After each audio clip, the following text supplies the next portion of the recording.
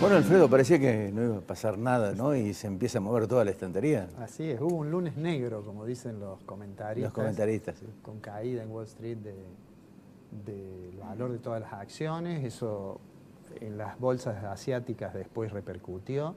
Bueno, y como decía, finalmente en Merval también. Y hoy seguramente se mantiene esta intranquilidad, ¿no? Hay un dato importante, perdona que te interrumpa. Caputo es un tipo inteligente, porque tomó gran parte, tomó gran parte de la deuda antes de moverla, ¿no? Bueno, aunque hace falta unos pesitos más, unos dólares más, ¿no? Digamos, ¿por qué razón estás pensando esto? Lo que en realidad ocurrió fue, bueno, esta crisis, en realidad el primer día de trabajo del nuevo presidente de la Reserva Federal, recordemos que la Reserva Federal es algo así como el Banco Central, no es exactamente igual, pero es algo así como el Banco Central en la Argentina, y terminaba su mandato una presidenta que se va con la satisfacción que trabajó sobre la crisis a partir de la crisis que hubo de los derivados financieros y que la economía de Estados Unidos finalmente se recuperó. Eso hacía pensar que a lo mejor el presidente Trump iba a apoyar, iba a renovar la designación de Janet Yellen, que es la presidenta de la Reserva que fue una gestión caracterizada por bajas tasas de interés, tratando de estimular el funcionamiento de la economía.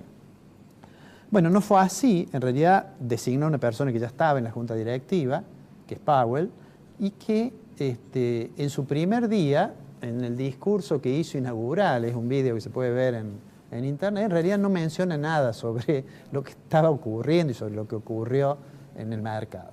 Pero que sin lugar tiene por delante un desafío importante. Cuando la gente se pregunta, ¿y por qué razón ocurrió esto? ¿Y cómo esto puede afectar a la Argentina? Digamos, esto que hemos visto, por supuesto es un fenómeno de muy corto plazo, hay que ver cómo continúa ese proceso, pero hay muchos que lo adjudican al hecho de que se conoció información de que, bueno, el desempleo es bajo en Estados Unidos, se conoció información de salarios, de recuperación salarial, de expansión de la actividad económica, y entonces se empezó a suponer que va a haber efectivamente un aumento de la tasa de interés de referencia que fija la Reserva Federal y que eso puede, ¿para qué? Para combatir de alguna manera una probabilidad de inflación. Claro, de hecho, los analistas están diciendo, bueno, parece que la inflación va a ser más del 2%, puede ser el 3%. Ese número, por supuesto, para nosotros es un número irrelevante, pero para la economía de Estados Unidos es importante. Bueno, ¿y qué sucede cuando suben la tasa de interés? Cuando sube la tasa de interés en los Estados Unidos, cuando empieza a ser más rentable, digamos, colocar en Estados Unidos, se produce un fenómeno que es que salen capitales de las economías emergentes, y cuando hay incertidumbre salen más todavía porque se dice vuelan hacia la calidad, vuelan hacia colocaciones que sean muy seguras. Entre los bonos argentinos, los bonos de Tesoro de Estados Unidos, vamos al bono de Tesoro de Estados Unidos. Claro, eso en realidad tiene una consecuencia.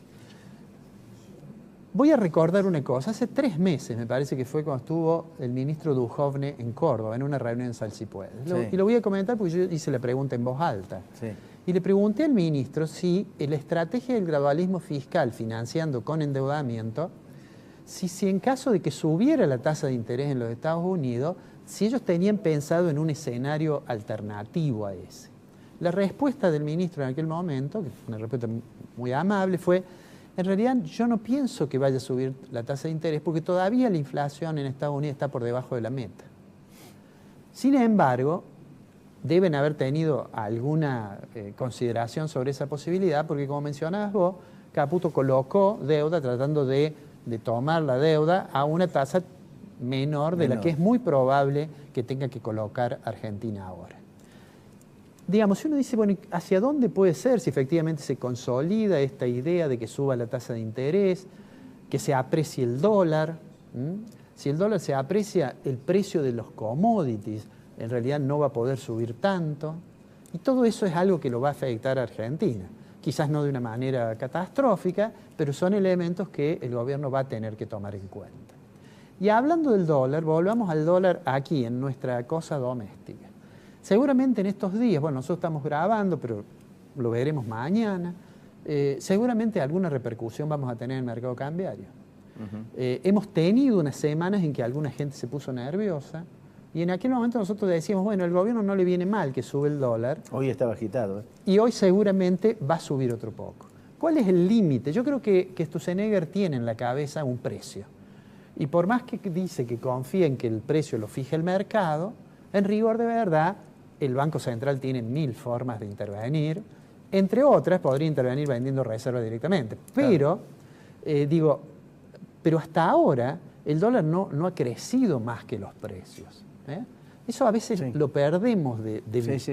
Le voy a pedir al director si podemos colocar una placa que allí tenés la evolución. Mira, entre el 31 de enero del año pasado y el 31 de enero de este año, el dólar subió 23,33%. Sí, señor. Ese es el dólar de referencia del Banco Central, que uno lo puede consultar en la página del Central, ¿no es cierto? Así es. Sabemos que la inflación durante ese periodo, desde fin de enero hasta fin de enero de este año, aunque todavía no tenemos el índice de este año, seguramente es un poquito más de 23 por 3. Sí. 23. Pero además está muy claro que la recuperación, si uno se fija ahí, es en diciembre.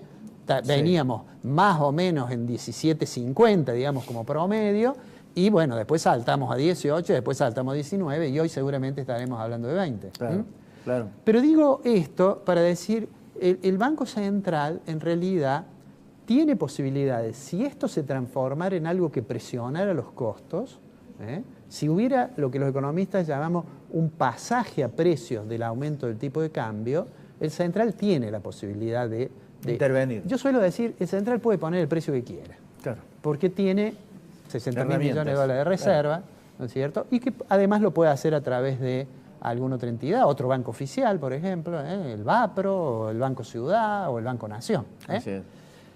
Por eso quería decir esto, porque ahora esto vamos a ver qué efecto tiene lo que pasa en el mundo también sobre nuestro mercado. Pero vamos a dejar aquí esto, ya para el martes que viene analizaremos los problemas del nivel de actividad, vamos a analizar de nuevo el tema de la inflación, pero quiero hacer un comentario que no tiene mucho que ver, digamos, con la técnica económica. Que tiene que ver, que es una cosa opinable, obviamente, y que tiene que ver con el anuncio que hizo el gobierno de que se va a desprender de sus acciones de Transener. Cuando uno dice Transener, a lo mejor la gente no sabe muy bien qué está diciendo uno y piensa que está bastante lejos de la vida de uno y está bastante más cerca de la vida de los argentinos que lo que parece. Yo le voy a pedir que pongamos la primera imagen del tema de Transener. Transener es una compañía que es la que transporta la energía extra alta tensión, digamos, ¿no? Es una empresa que es monopolista, que en realidad prácticamente todo el territorio de la Argentina está desde julio de 1993, que es cuando se privatiza y se hace esta concesión, está en manos de esta empresa.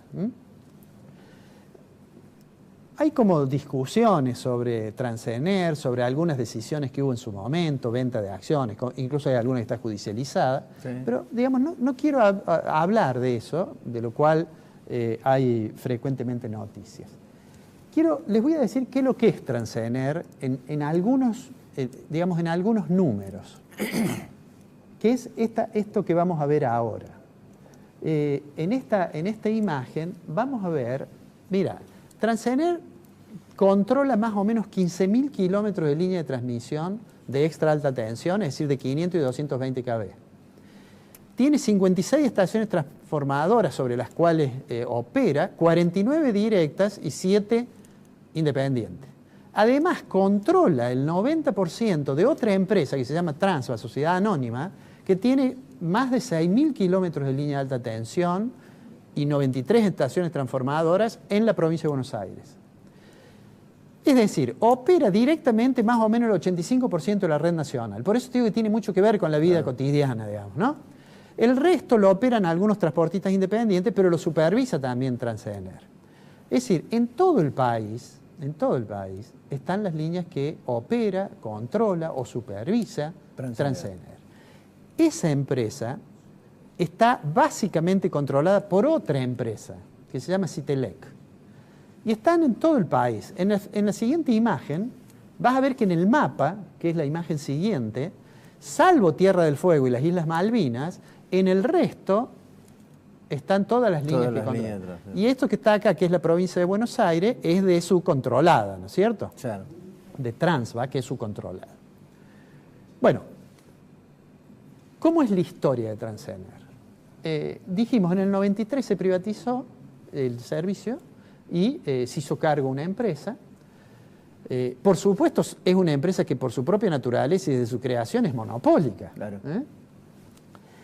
En la siguiente imagen vamos a ver allí una pequeña historia. En el 93 se privatizó, en el 2006 Petrobras, ¿recordás que Petrobras había comprado, había hecho inversión en Argentina, la empresa brasilera, y entre ellos tenía intereses en esa empresa que se llama Citrelec Sociedad Anónima. Esa empresa, Petrobras, tenía la obligación de desinvertir. Cuando había comprado Pérez Compán, entre eso había venido Citrelec. Tenía que desinvertir. Entonces, ¿cómo desinvirtió? En un momento dado, él iba a la empresa, la participación le iba a comprar un fondo de inversión. Bueno, después de todas unas historias, terminó comprando la parte esa, la mitad Electroingeniería, la empresa de Córdoba, y la mitad Enarsa, esa empresa que se hizo famosa cuando Antonini Wilson viajó en un avión pagado por Enarsa con unos dólares en la valija. $800.000. Bueno, pero en 2016, Enarsa le compra a Electroingeniería su parte, ¿no?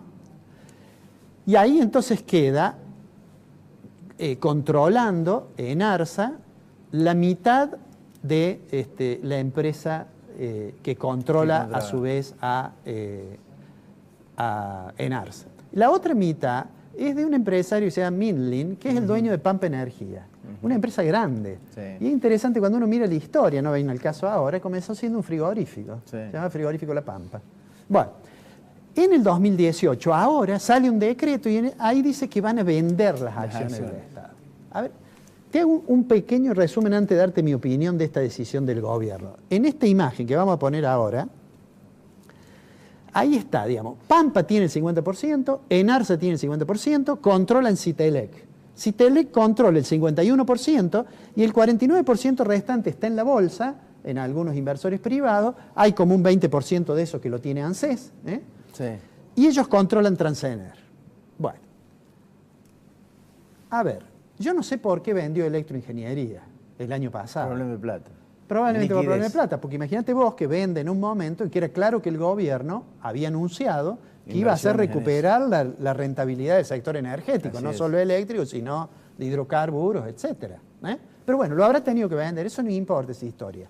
Lo concreto es por qué lo vende ahora el gobierno. Y yo he leído el fundamento que dio en una carta este señor que vamos a poner ahora, que es la segunda vez que tengo una mala sensación de leer las cosas que dice. Dice, no, dice, nosotros vamos a vender, no porque no es una empresa estratégica, no, vamos a vender porque es un buen negocio. Porque si le pago 30 millones a Electroingeniería y venden en 500 o en 300, es un buen negocio. Ahora, él se dedicó toda su vida a hacer buenos negocios, pero ahora es ministro. Yo honestamente creo que una empresa que es monopólica, que no estoy diciendo que la transformen en empresa pública y que se discuta su eficiencia. Es una empresa que ha funcionado razonablemente bien, ¿no es cierto?